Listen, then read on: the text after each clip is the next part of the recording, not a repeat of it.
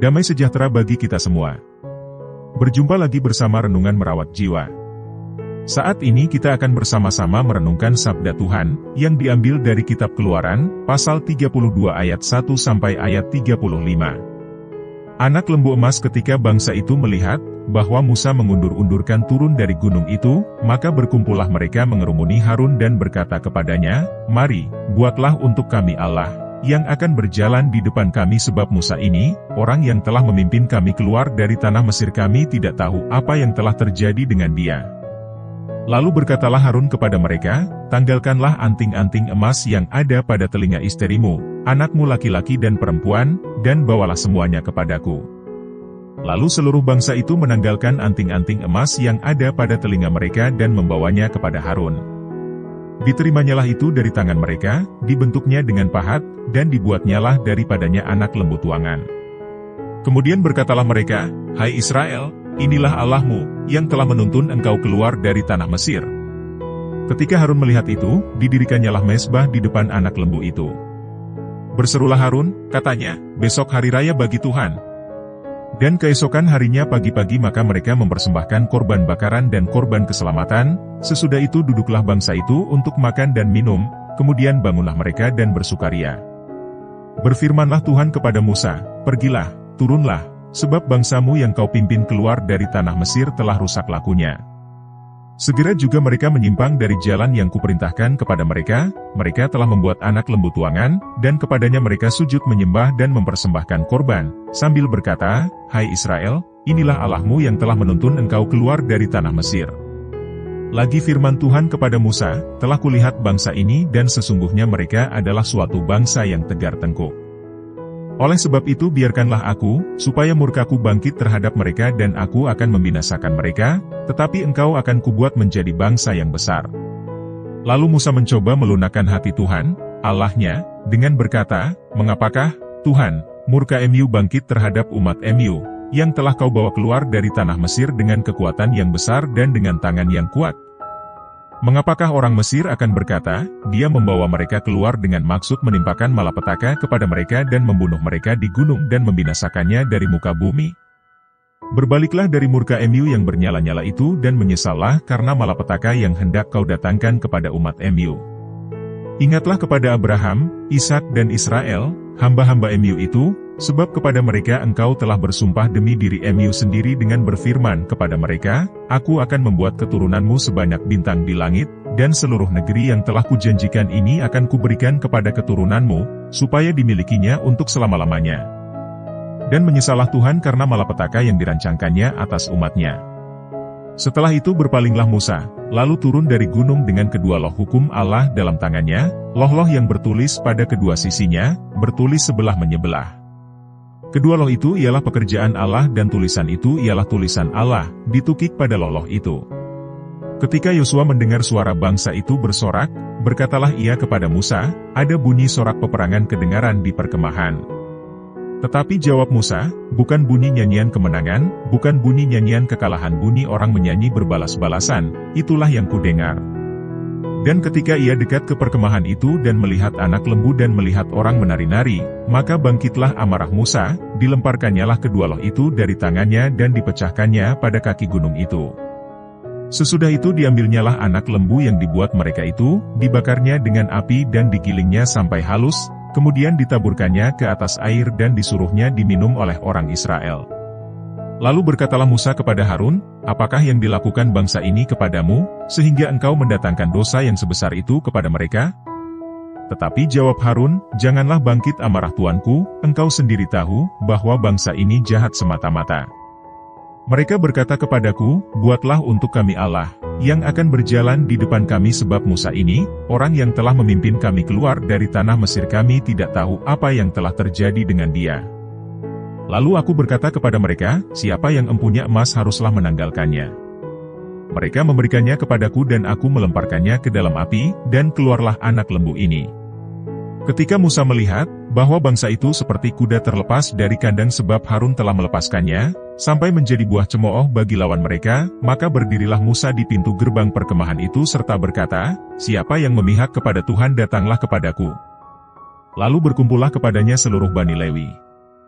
Berkatalah ia kepada mereka, "Beginilah firman Tuhan, Allah Israel, baiklah kamu masing-masing mengikatkan pedangnya pada pinggangnya dan berjalanlah kian kemari melalui perkemahan itu dari pintu gerbang ke pintu gerbang, dan biarlah masing-masing membunuh saudaranya dan temannya dan tetangganya." Bani Lewi melakukan seperti yang dikatakan Musa dan pada hari itu tewaslah kira-kira 3.000 orang dari bangsa itu. Kemudian berkatalah Musa, "Baktikanlah dirimu mulai hari ini kepada Tuhan, masing-masing dengan membayarkan jiwa anaknya laki-laki dan saudaranya yakni supaya kamu diberi berkat pada hari ini." Keesokan harinya berkatalah Musa kepada bangsa itu, "Kamu ini telah berbuat dosa besar, tetapi sekarang aku akan naik menghadap Tuhan, mungkin aku akan dapat mengadakan pendamaian karena dosamu itu." Lalu kembalilah Musa menghadap Tuhan dan berkata, Bangsa ini telah berbuat dosa besar, sebab mereka telah membuat Allah emas bagi mereka. Tetapi sekarang, kiranya engkau mengampuni dosa mereka itu dan jika tidak, hapuskanlah kiranya namaku dari dalam kitab yang telah kau tulis." Tetapi Tuhan berfirman kepada Musa, "Siapa yang berdosa kepadaku, nama orang itulah yang akan kuhapuskan dari dalam kitabku.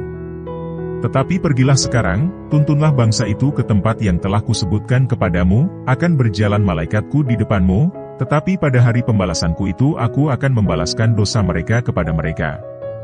Demikianlah Tuhan menulahi bangsa itu, karena mereka telah menyuruh membuat anak lembu buatan Harun itu. Terimalah dan renungkanlah sabda Tuhan bagi kita. Tema perenungan kita saat ini, kepemimpinan yang tegas.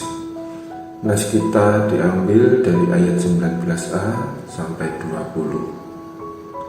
"Dan ketika ia dekat ke perkemahan itu, dan melihat anak lembu, dan melihat orang menari-mari, maka bangkitlah amarah Musa. Sesudah itu diambilnyalah anak lembu yang dibuat mereka itu, dibakarnya dengan api dan digilingnya sampai halus, kemudian ditaburkannya ke atas air dan disuruhnya diminum oleh orang Israel."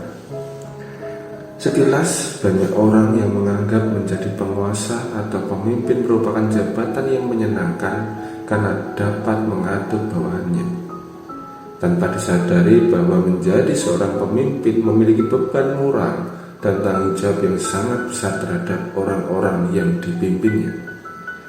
Di sisi lain, seorang pemimpin juga beresiko mendapatkan tekanan dari bawahannya dengan mengerahkan massa.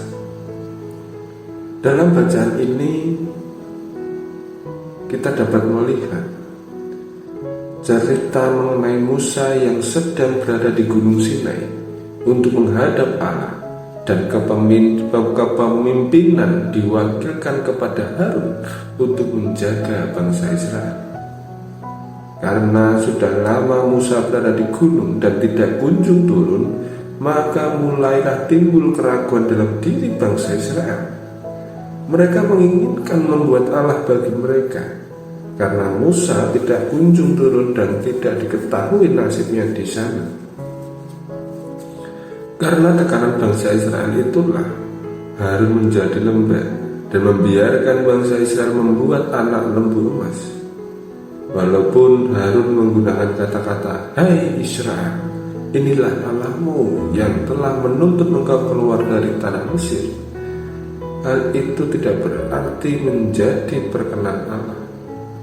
Justru Allah sangat murka dengan apa yang dilakukan bangsa itu, dan Harun juga sudah membiarkan bangsa itu terjatuh dalam dosa besar. Allah tidak menginginkan bangsa Israel membuat benda untuk mewakili dirinya. Musa yang turun dari gunung dan mengetahui hal itu dengan tegas dan penuh amarah menghancurkan anak lembu emas itu. Bahkan Musa menghancurkan orang-orang yang tidak taat dan menentang. Belajar dari pola kepemimpinan Harun dan Musa, maka kita dapat melihat ada perbedaan yang mencolok di antara keduanya. Harun yang diserai tanggung jawab untuk menjaga bangsa Israel, pada kenyataannya tidak cukup kuat menghadapi tekanan dari orang-orang yang dipimpinnya. Harun memilih untuk menyenangkan hati orang Israel dengan menuruti apa yang mereka mau.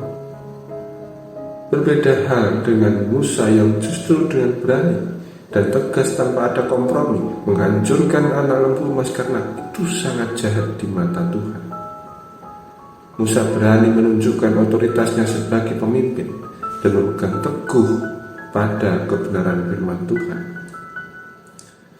Kepemimpinan model Musa harus dimiliki setiap orang percaya, yaitu memiliki ketegasan dalam bertindak dan berani menghadapi tekanan dengan tetap teguh berpegang pada kebenaran sabda Tuhan. Apalagi di perkembangan zaman saat ini, di mana banyak sekali persoalan-persoalan, maka peranan kepemimpinan yang tegas sangat diperlukan. Seorang pemimpin harus berani menegakkan keadilan. Seorang pemimpin harus berani mengatakan kebenaran. Seorang pemimpin harus berani menuntut setiap anak-anaknya, setiap orang-orang yang dipimpinnya menuju kepada kebaikan. Setiap seorang pemimpin berpemimpin bagi diri sendiri, keluarga dan masyarakat. Kepemimpinan seperti apakah yang nantinya akan kita pilih?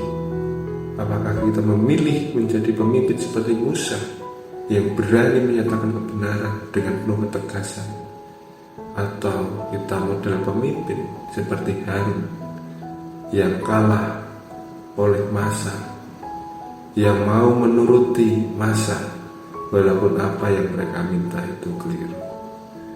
Kiranya kita bisa memiliki hati yang penuh ketegasan, sikap yang mantap untuk menyatakan kebenaran, karena Tuhan selalu ada di sekitar kita. Amin.